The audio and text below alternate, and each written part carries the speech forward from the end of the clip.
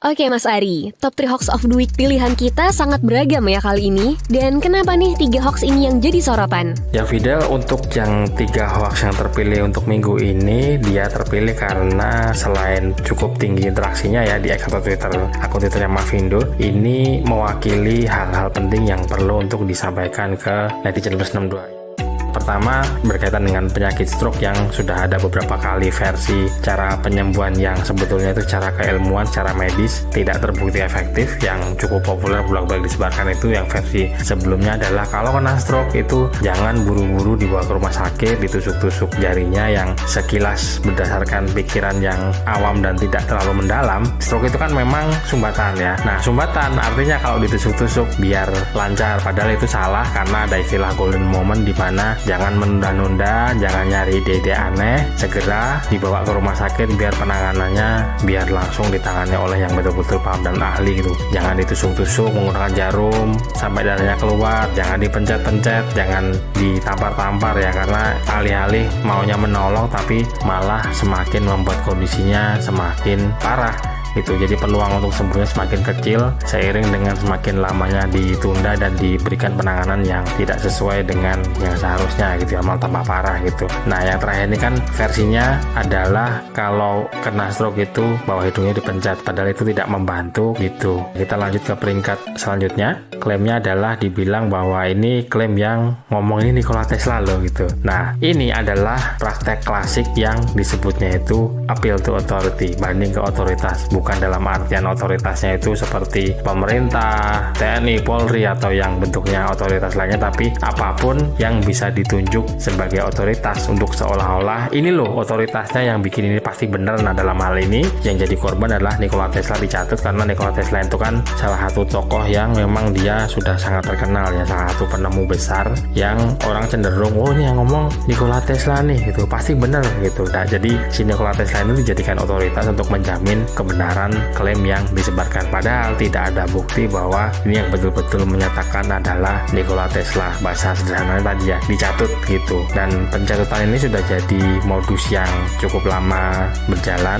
Yang mengerikan adalah waktu zaman pandemi kemarin itu cukup yang ditunjuk sebagai penjamin otoritasnya adalah pakai istilah katanya. Pokoknya kalau sudah ada katanya, orang akan percaya bahwa oh ini berarti bener nih gitu. Dan yang diklaim sebagai katanya itu bisa apapun gitu, bisa nyatut tokoh, bisa nyatut orang, bisa nyatut lembaga, padahal tidak ada bukti bahwa yang dicatut itu benar-benar menyatakan seperti klaim yang diedarkan. Sekali lagi hati-hati, ingat sekarang ini zamannya kita adalah zaman modern di mana ada satu kebiasaan zaman dulu jadul yang sekilas itu remeh gitu ya. Kalau ada orang datang ke kita lalu bilang katanya si itu anu loh, orang yang dikasih tahu kata dibilangin katanya itu pasti akan nanya balik ke yang ngasih tahu katanya siapa. Sekilas itu remeh, sesuatu yang nggak penting, tapi istilah menanyakan sumber pertama dari katanya itu ada hal yang baik karena dia berusaha mencari tahu sumber pertama yang oleh orang yang pihak ketiga ngeklaim bahwa si sumber ini menyatakan seperti ini gitu. Jadi penting untuk mencari tahu sumber pertama, sumber yang diklaim sebagai katanya, bahwa memang pihak yang dibilang katanya itu betul-betul menyatakan seperti yang diceritakan, karena siapa tahu sebetulnya enggak gitu. Nah, itu penting dimana kita jangan mau kalah canggih sama gawai atau gadget yang kita pakai, karena tadi di zaman jadul belum ada koneksi internet, belum ada komputer, belum ada gawai di masing-masing tangan kita, itu justru orang bisa secara kritis mencari tahu sumber pertama. Nah, sekarang kita belum pernah ketemu sama orangnya, kenal juga enggak, tapi karena kemampuan berpikir kita yang mundur, justru karena melihat sesuatu yang sesuai dengan selera ya, cocok dengan yang kita mau sama pihak yang kita belum kenal, cuma ngeliat akun lalu percaya begitu saja. Oke, baik Mas. Dari ketiga hoax yang kita bahas tadi, mana nih yang mau disoroti lebih detail? Atau mungkin ada pesan untuk netizen terkait hoax yang lagi banyak beredar? Ya Fidel, hati-hati dengan teknik yang sebetulnya anak-anak hari ini, adik-adik kita, anak-anak kita itu cukup paham dengan teknik yang namanya inspect element. Fitur di setiap peramban atau browser yang kita pakai itu sebetulnya fitur bawaan yang digunakan untuk keperluan testing sebetulnya, tapi belakangan malah digunakan untuk untuk menyunting halaman web gitu ya. Contoh yang jadi korban kali ini adalah detik.com, yang ini sudah kita bahas di sorotan sebelumnya bahwa ini juga jadi korban banding ke otoritas atau appeal to authority ya, karena yang dijadikan korban dicatut itu pertama detik gitu ya, orang akan cenderung percaya wah ini dari detik nih pasti bener gitu. Nah yang kedua ada fotonya putra mahkota Muhammad bin Salman gitu. Nah dari dua aspek ini maka dijadikan seolah-olah bahwa ini yang ngomong dan yang memuat itu sama-sama kredibel loh, padahal ya ini di tangkapan layar artikelnya ini hasil suntingan, hasil editan, yang kalau zaman dulu suntingan atau editannya itu menggunakan teknik yang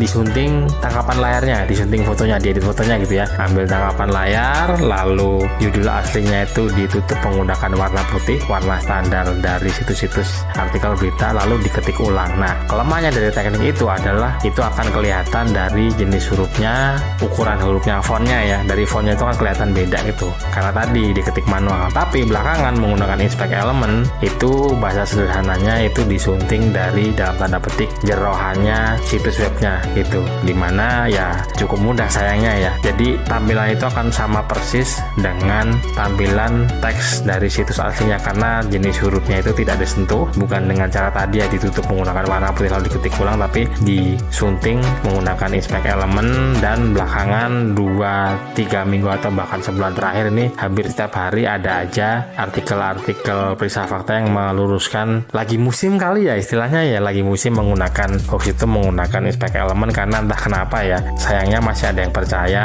Tapi terima kasih dari saya bahwa masih ada aja orang-orang yang cukup jeli, cukup hati-hati, cukup kritis gitu. Pertama, orang yang terbiasa membaca artikel mereka akan paham bahwa artikel-artikel suntingan itu bahasanya tidak baku, misal formatnya salah, huruf besar kecilnya salah, disambung dan dipisahnya juga salah, dan tidak wajar kadang judul kok sama panjangnya seperti satu paragraf gitu, itu bukan pakem media yang betul gitu. Nah yang kedua, ini hal yang cukup sederhana untuk dilakukan adalah bahwa pada saat orang-orang menerima tangkapan layar atau screenshot dari artikel ya, dia tidak langsung percaya tapi akan nanya linknya mana. Nah itu jurus yang sangat mumpuni untuk minta linknya, karena biasanya sih pemberi tidak akan berani ngasih link atau tautan ke halaman aslinya karena tampilannya beda. Memang bisa disunting dari jerohannya menggunakan inspect element, tapi itu suntingan atau editan lokal, karena pada saat di refresh di komputer si penyunting atau pengeditnya sendiri itu akan kembali ke tampilan aslinya. Dan yang kedua, orang yang mengakses situs aslinya itu tidak akan terpengaruh karena sekali lagi tadi ya, suntingannya itu sifatnya lokal